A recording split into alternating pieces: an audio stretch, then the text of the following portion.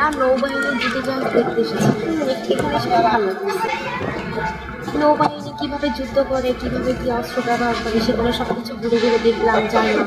আমি সেই নথুল্লাবাদ ওই এরিয়া থেকে আসছি এবং আমি বেশ কৌতূহলী ছিলাম যে আসলে আইসা দেখতে পারবো কিনা। আমার সাথে আমার মামা ছিল, আমি ওর বারবার জিজ্ঞেস করতেছিলাম যে এটা গিয়ে আসলে দেখতে পাবো কিনা।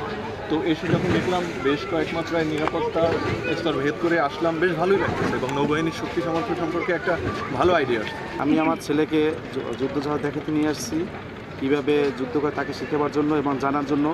আমি দেখেছি কিন্তু আমার সন্তান কখনোই দেখেনি, এবং এইটা তাকে জানার জন্যই মূলত নৌবাহিনীর জাহাজটি দেখানো এবং কীভাবে যুদ্ধ করে, এবং চাই যে তাকেও যেন একটা বাহিনীর কোনো কিছু করা, মানে বাহিনীতে করা যায়।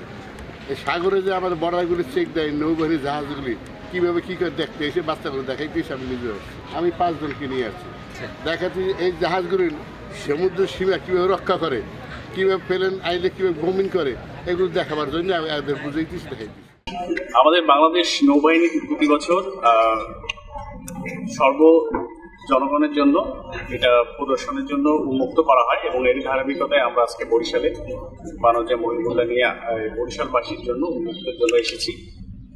এবং আমাদের এই জাহাজটি হচ্ছে পেট্রোল ক্রাফট, এটি একটি পদ্মা ক্লাস পেট্রোল ক্রাফট, এবং আমাদের রোলটা বেসিক্যালি হচ্ছে যুদ্ধকালীন সময়ে উপকূলীয় অঞ্চলে নিরাপত্তা প্রদান করা এবং শান্তিকালীন সময়ে